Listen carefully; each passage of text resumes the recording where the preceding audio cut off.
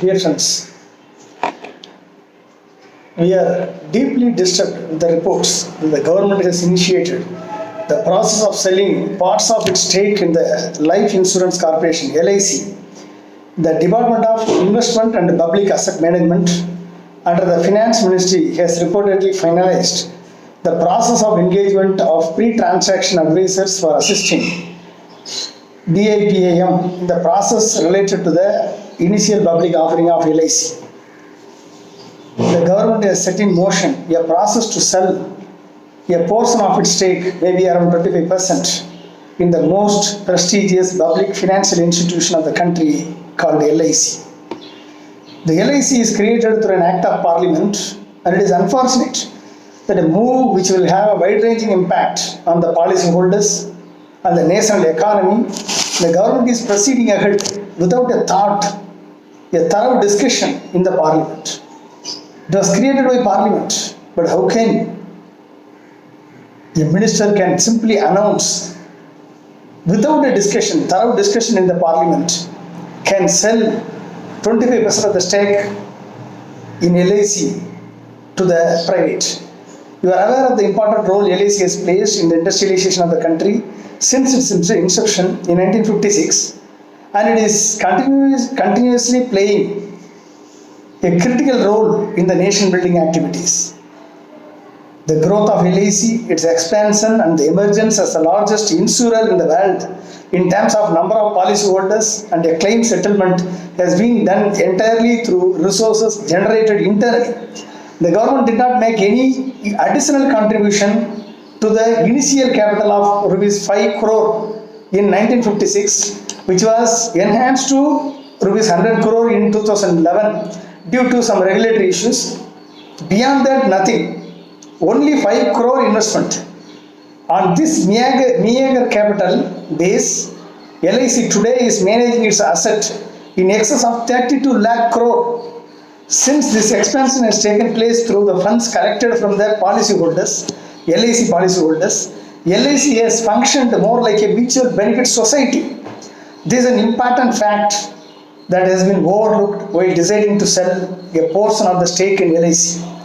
The objective was nationalization of life insurance business by taking over 245 private insurers were to mobilize small savings and convert them into capital for long-term investment in infrastructure, national infrastructure, while at the same time giving total security to the policyholders and ensure decent returns. The LIC has admirably lived to these objectives. The equity sale by the government, which ultimately lead to privatization, kills the very purpose of the objective. This move will make the concept of people money for people's welfare and give way to profit maximization for the shareholders, the private shareholders. This is neither in the interest of the LIC's 440 crore policyholders nor in the interest of the national economy. It is widely acknowledged by the eminent economists that domestic savings play a very important role in the national economies and hold that foreign capital is a poor substitute for domestic savings.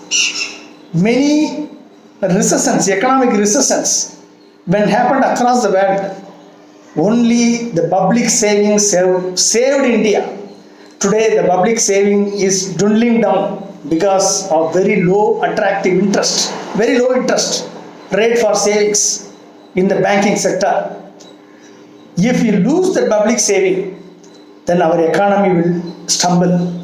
In a situation where a country needs huge resources for development, it is necessary that the government should exercise its control over the domestic and, more importantly, the household savings. The workforce of LIC, which has made enormous contribution to create this finest financial institution, have been opposing the proposed sale of a portion of the government holding for valid and justifiable reasons. The LIC must remain 100% under the control of the government. It has been historically proved that only where the state controls the people's savings, they can be channelized to national development. The control of private sector on domestic household savings will be for private profit maximization only, considering the fact that our country is still a low income country. It is important for the insurance sector to remain a monopoly of the government for cross-subsidization and meeting the poorer and vulnerable sections of the population. Dear friends, the equity sale, by the decision of the selling the equity, around 25% of the equity of LIC are not any partisan interest, but based on the interest of the national economy. This is what we are opposing. We would like to stress again, the move to sell the equity of LIC will severely impact the economy and the vulnerable sections of the Indian people who are relying on the insurance. The social objective of providing insurance to the weaker section will receive a severe setback. The aim to expand insurance in the unprofitable rural areas too will suffer. Hence, disturbing the character of the LIC will harm the interest of the national economy and the poorer sections of the Indian society. Dear friends, in India, the life insurance business was nationalized, amalgamating 245 private insurance companies. And LIC of India was born in 1956 with an initial capital of 5 crores, as I had told earlier. The objective, what is the objective? Primary objective of the LIC? People's money for people's welfare, that is the prime objective. To provide safety and security to policyholders' money, to mobilize the small savings of the people, convert them into huge capital, and make them available for long-term investment in social development projects of the government and government infrastructure development projects of our nation. LIC to be the fulcrum and the central pillar in the overall development of the self-reliant India, to provide a decent returns to the policyholders' money, to take the insurance to the remotest part of the country, which is very well fulfilled by LIC. Many world actuaries have compared the role played by the LIC of India to that of the defense forces. Like the defense forces defending the borders of a nation, LIC provides protection against unforeseen losses to the common people of India, to the rural section of the India. Since the very nature of the business of LIC is selling a promise, insurance industry should remain under the state control and should also be a monopoly as envisioned by Pandit Jawaharlal Nehru and Dr. Ambedkar. If you look at the business figures of LIC in the March 2020, the first year premium, it is around 1.78 lakh crore. The pension and group schemes new business around 1.2 lakh crores, 27 lakh crores. The total premium income which came is around 3.79 lakh crore.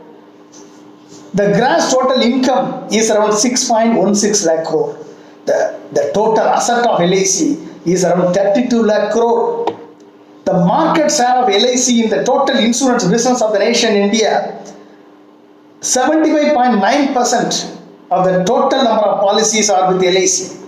The first year premium, LIC is receiving 68.74% of the total insurance companies, including the public sector and the private sector companies. Even after 20 years of opening of the insurance sector and with the 23 private players in the field, LIC continues to be the market leader. The individual policy holders is around 30 crores.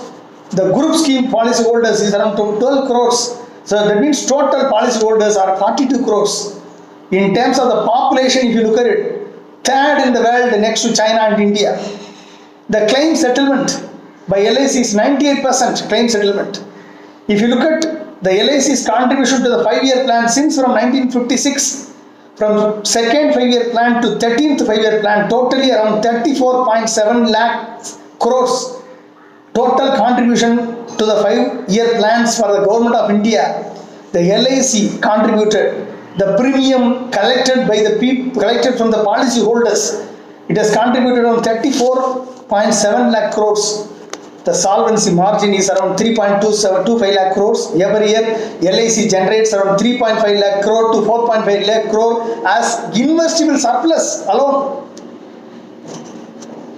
LIC not only touches 42 crore of Indian population with the gospel of insurance, but also touches the life of every Indian by playing a greater role in nation building projects with the investment in infrastructure and social sector, in power, housing, water supply, sewerage, irrigation, bridges and road transport.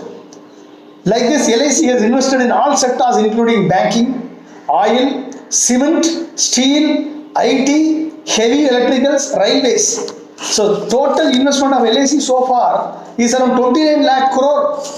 Total contribution to the 5-year plan is 34 lakh crore. Total investment of LIC is around 29 lakh crore. Total asset is 32 lakh crore. See, can you tell any one company has achieved this kind of a growth with the investment of 5 crore? LIC is a mutual benefit insurance company. Profit is distributed to the policyholders and government in the order of 95% ratio of 95 to 5. That means 95% profit is given as a bonus to policyholders and 5% as a dividend to the government. The total dividend paid to the government during the last 64 years is 26,000 crores. Dividend alone, 5% dividend alone has been paid 26,000 crores. The slogan of India, LIC of India is "We know India better." In the last 64 years, LIC has justified the trust reposed in it by the Parliament and the people of this country. We should understand this. Last 64 years, LIC is one of the first and primary organization has justified the trust reposed in it by the Parliament and the people of this country. The budget, the finance minister during her budget speech in February 2020 has announced that around a portion of shares of LIC, now the news are coming, around 25% of the LIC stake will be listed soon. The reason for their decision to list LIC of India into the stock market is to bring in discipline, to create more assets and to unlock the values of LIC. Let us see, can we see what kind of disciplines he is going to bring, what kind of assets he is going to create more than 32 lakh crore, and what kind of values he is going to unlock from LIC to bring in more discipline in LIC. Can you say any one company except LIC? LIC regularly informs its activity to the public through public disclosures. The central government did not even allotted the checks collected by the central government to the specified boards. They have not even given more than 47,000 crore checks collected from the GST compensation has not been given to the states.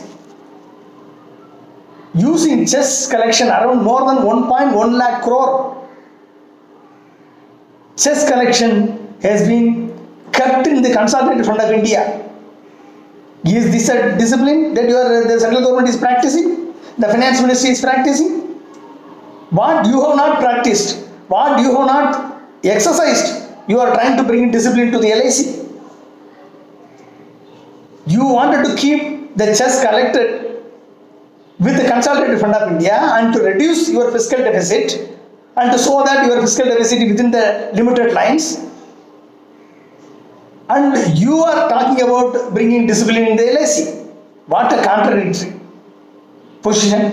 LIC regularly submits all its statements and compliances to the regulator, IRD. Every year LIC submits a book of accounts on the floor of the Parliament. Did the central government is able to pay around 5 to 6 lakh crore of rupees to MSME sector, MSME industry for the last 1 or 2 years? Have you paid? You are talking about this bringing discipline to the LIC. Have you given the GST compensation to the states? Have you ensured when you are enforcing the SARFAESI Act for NPA, declaring as NPA if the loans are not paid within 3 months? You are declaring the companies, MSME sector companies as NPA, but you are not able to pay the government payment to the MSME sector and you are keeping pending more than 5 lakh crore as a pending.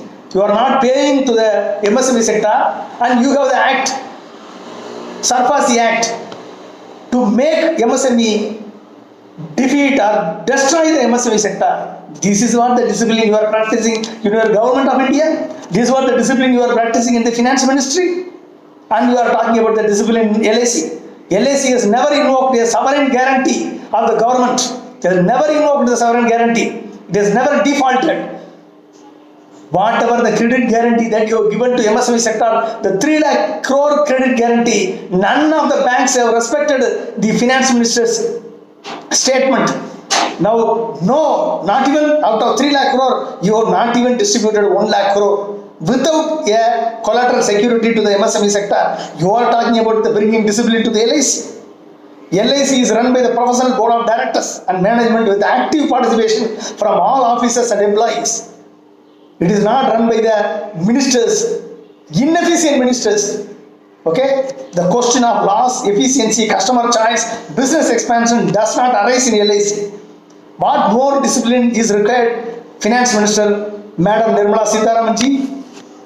And your next argument, you are going to disinvest 25% of the LIC into the stock market to create more asset.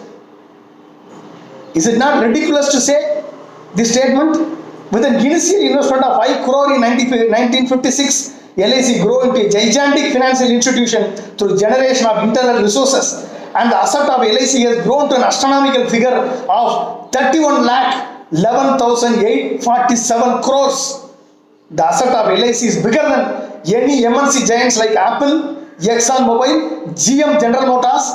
LIC assets are bigger than the GDP of 75 countries. The creation of wealth and asset by the LIC continues to grow. What kind of more assets you are going to create when you are not able to manage effectively the public sector units? You brought a disinvestment.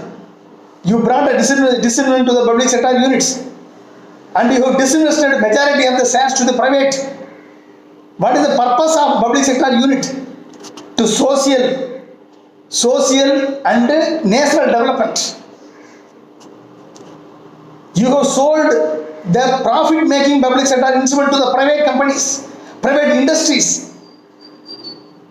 The like ONGC, like HPCL, more than 36,000 crore of value has been sold to private industry, which is already making profit-making industry.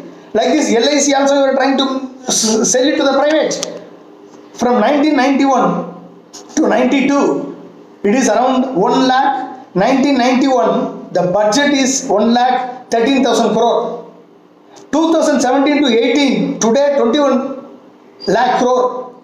2020, it is around 30 lakh crore budget. Okay. Now let us take 2017-18 as a cross mark benchmark. From 1 lakh 13,000 crore to 21 lakh 46,000 crore is a budget. Now, to help raise the necessary capital and for this kind of expenditure in the budget expenditure, to also minimize the national fiscal deficit, Government of India started the disinvestment process in the public sector unit. That is what you gave the reason when from after 1990, after the economic liberalization, from both UP as well as India government started disinvestment. If you look at since 1991-92 to 2017-18, the Government of India sold the public sector asset totally 3,47,000 crore. 3,47,000 crore. PSU has been privatized and gained 3,47,000 crore. This is nothing but a 16% of the total budget of 2017-18. 16%. If you look at 2020 budget, it is only a 10%. It is only just 10 to 11%. 10.5%. Between 2014 to 2018, BJP-led NDA government has divested around 1,94,000 crore. So far, from 1991 to 2018, that means around last 30 years, last 28 years, by disinvesting the public sector PSU fund, PSU stake to the private, they generated more than only around 3.47 lakh crore. But after Modi assumed the office, out of 3.47 lakh crore, Modi alone has sold around 2 lakh crores to the disinvested. What is our budget? 30 lakh crore budget. What he sold? Only 2 lakh crore. What he gained out of this? He has already given 1.96 lakh crore to the dividend for the private sector, banks and companies. He has already given, which is taken from the RBI. Where is the prudence of fiscal deficit management? You have changed the disinvestment company into the public investment and public asset management department. Are you managing the asset? Are you bringing the investment? Instead of that, you sold more than 2 lakh out of 3.4 lakh crore. You sold 2 lakh crore budget. Where is the question of bringing? Where is the question of bringing the discipline? Where is the question of creating more assets to the government? Where is the question of bringing or channelizing the public sector unit for the development? When the LIC is giving 32 lakh crore asset and contributed around 34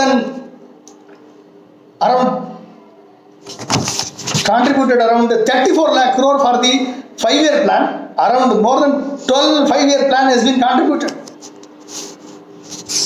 Where is the question of discipline? Where is the question of you are bringing the more assets? Arun Jaitley has announced in the parliament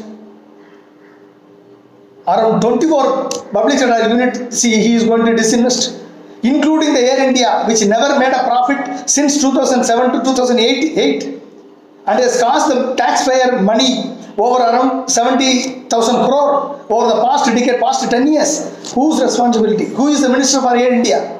Who is the Secretary for Air India? Is the Secretary, is a private company secretary? Secretary is IAS? Is IAS is capable enough to manage or not? If he is not capable, why you are not fired?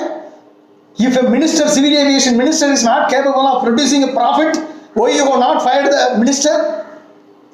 And who is responsible for a civil aviation minister as a cabinet minister? Is the prime minister responsible? If you are not able to make the profit, if you are able to make the profit in the public sector unit, who is responsible?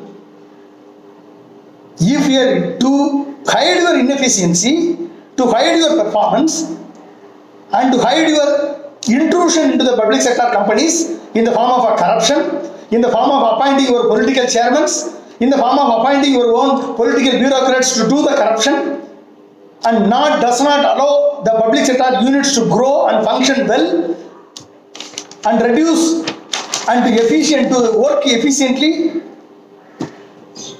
and make, and it is the political leaders, it is the ministers, it is the political appointed bureaucrats who have incurred loss, who have manipulated the low capacity utilization, reducing the productivity of the public sector units, failure to innovate, complex decision making process on vital issues of the development of the public sector units. Who are responsible for this? You have been voted to power to rule the country, not only rule the country, not only collect taxes, but also appoint the right person to manage the public sector unit efficiently, give the right policies to make the public sector unit work efficiently, like ISRO, like DRDO, like Department of Atomic Energy.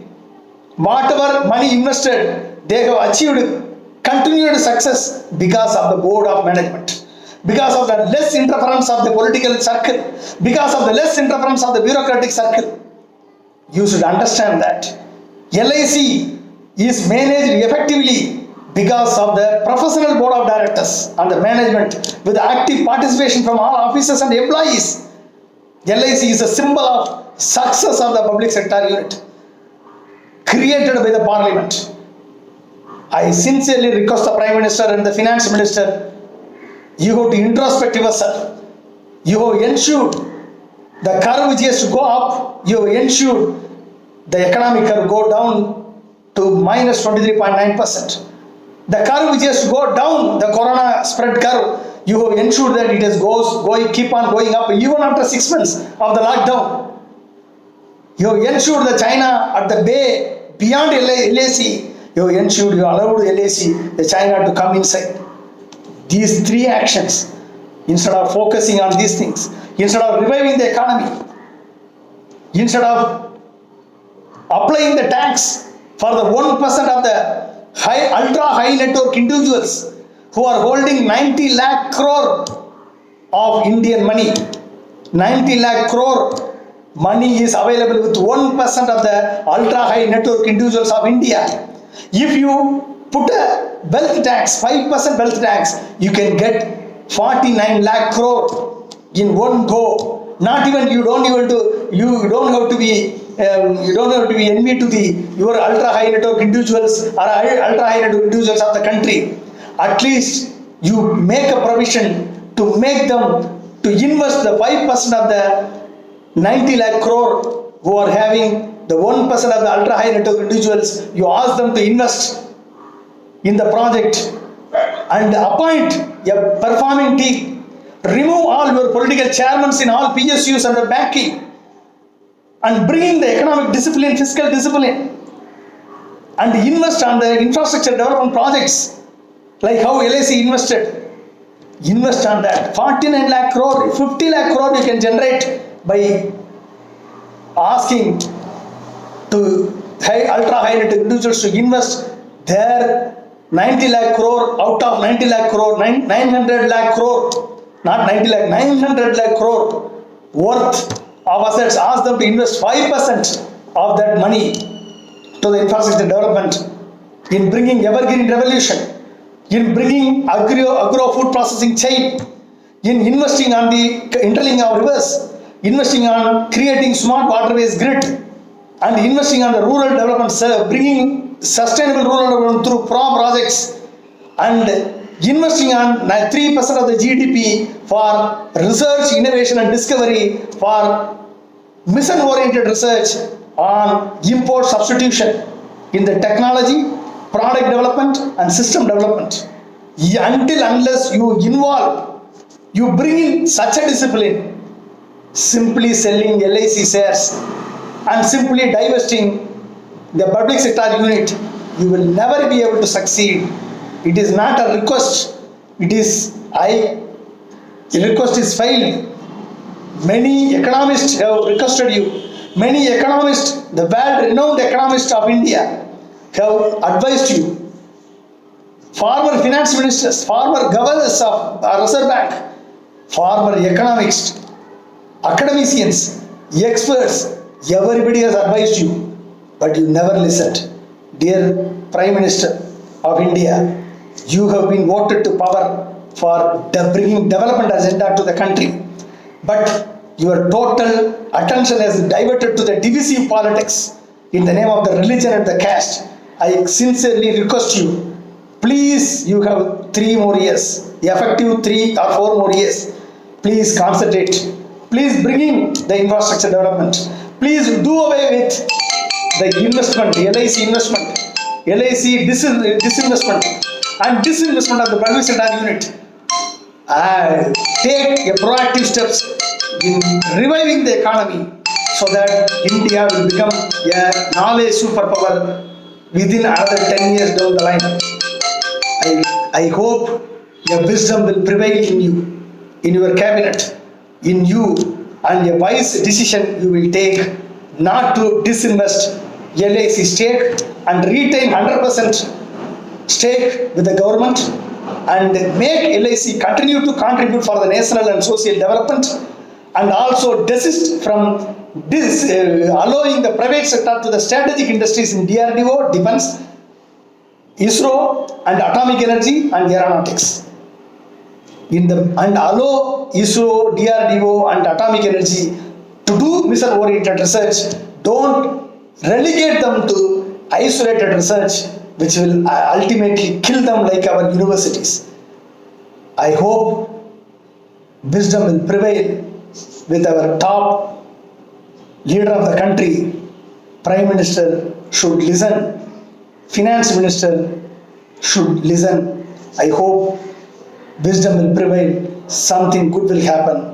Let us see. Thank you.